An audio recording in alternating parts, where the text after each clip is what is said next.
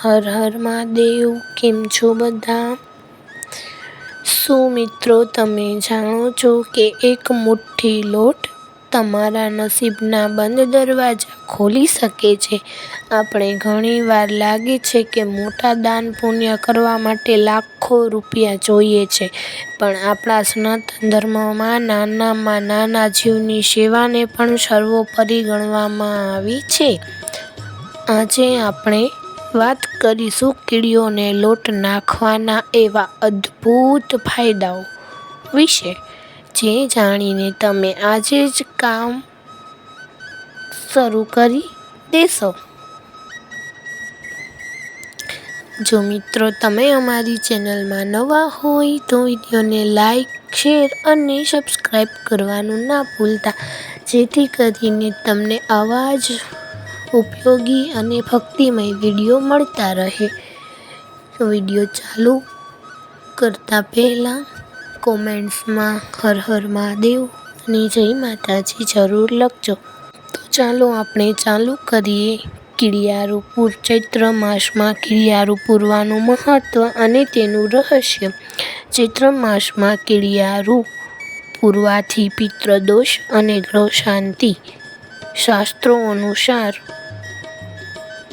કીડીઓને લોટ અને ખાંડ નાખવાથી કુંડળીના અનેક દોષો દૂર થાય છે. ખાસ કરીને જો તમારી કુંડળીમાં રાહુ અને કેતુ નબળા હોય અથવા તમને માનસિક શાંતિ ન મળતી હોય તો કીડીઓની સેવા શ્રેષ્ઠ ઉપાય છે. સૌથી મહત્વની વાત એ છે કે કીડીઓને ભોજન કરાવવાથી પિતૃદોષમાંથી મુક્તિ મળે છે. એવું માનવામાં આવે છે કે નાના જીવો તૃપ્ત થાય ત્યારે આપણા પૂર્વજોના આત્માને શાંતિ મળે છે અને તેમના આશીર્વાદ આપણા આખા પરિવાર ઉપર ઉતરે છે. આર્થિક ઉન્નતિ અને લક્ષ્મીની પ્રાપ્તિ માટે દરેક વ્યક્તિ ઈચ્છે છે કે તેના ઘરમાં લક્ષ્મીનો વાસ હોય. વાસ્તુશાસ્ત્ર અને જ્યોતિષશાસ્ત્ર મુજબ જ્યારે આપણે કીડીઓને ખાંડવાળો લોટ કસાર નાખીએ છીએ ત્યારે આપણે અજાણતા જ હજારો જીવોનું પેટ ભરીએ છીએ. આ પુણ્યના પ્રતાપે ઘરમાં આવતી આર્થિક તંગી દૂર થાય છે.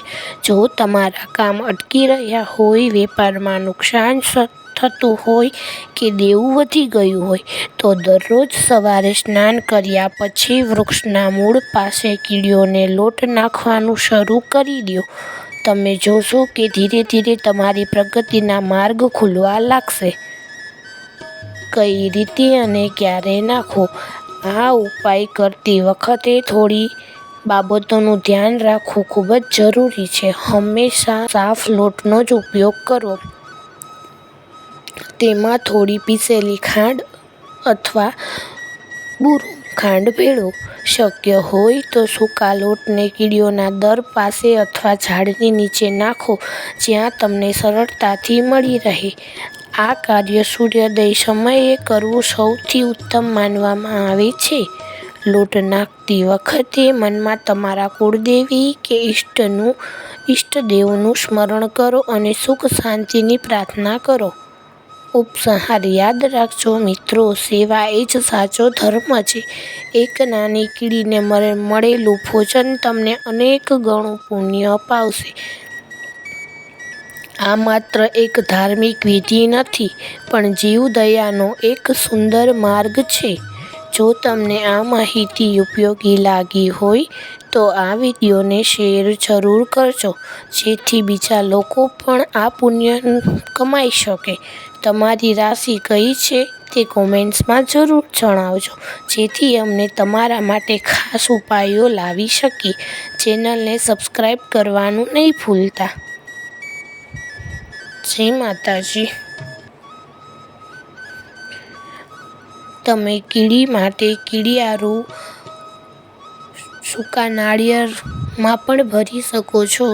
દુકાનેથી અથવા સ્ટોરે જઈને તમે નાળિયેર લઈ આવો અને તેમાં પણ કીડિયારું ભરી શકો છો. જો એ શક્ય ન હોય તો આપણે જે લીલા નાળિયેર પીએ છીએ એનું પાણી લઈ લીધા પછી જે નાળિયેર બચે છે એને સૂકવવા મૂકી દેવાનું, અને સુકાઈ જાય પછી તેની અંદર લોટ અને ખાંડ નાખીને આપણે તેની અંદર ભરીને મૂકી શકીએ છીએ.